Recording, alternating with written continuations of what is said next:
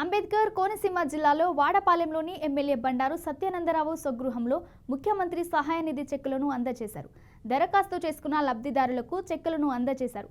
గతంలో 15 కోట్ల రూపాయలు సీఎం సహాయ నిధి చెక్కులను అందించడం జరిగిందని, నేడు సహాయ నిధి నుండి చెక్కులు అందించడం జరుగుతుందని తెలిపారు.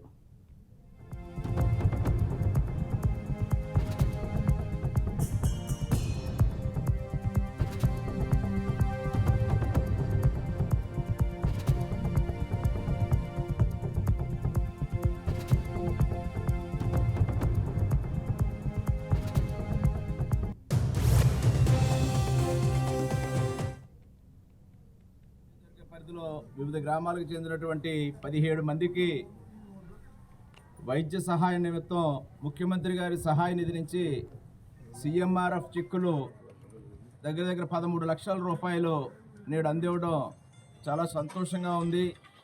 చంద్రబాబు నాయుడు గారు ఎప్పుడూ కూడా పేద ప్రజల పట్ల చిత్తశుద్ధితో పేదలకు వైద్య సహాయం అందివ్వాలనేది ఎప్పుడూ కూడా గతంలో ముఖ్యమంత్రిగా ఉన్నప్పుడు కూడా లక్షలాది మందికి సహాయం చేయడం జరిగింది.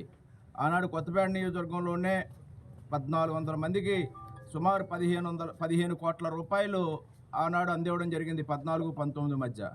మరలా ముఖ్యమంత్రిగా వచ్చిన తర్వాత ఈనాడు చేతికి వెన్నుముక లేకుండా విరివిగా ఎంతోమందికి ముఖ్యమంత్రి సహాయ నిధించి ఆయన పేదలకు సహాయం అందిస్తూ ఉన్నారు.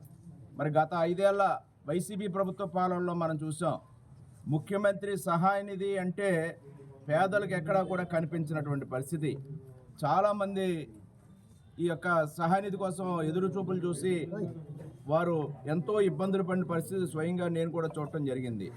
కానీ చంద్రబాబు నాయుడు గారు ఈనాడు పేద ప్రజల కోసం పేదలకు ఏ విధంగా వారి వైద్య సదుపాయంలో ఎక్కడ వాళ్ళకి రోడ్డు రాకూడదని నాడు కొన్ని వందల కోట్ల రూపాయలు ఈనాడు ముఖ్యమంత్రి సహాయ నిధి కింద పేదలకు అందిస్తూ ఉన్నారు.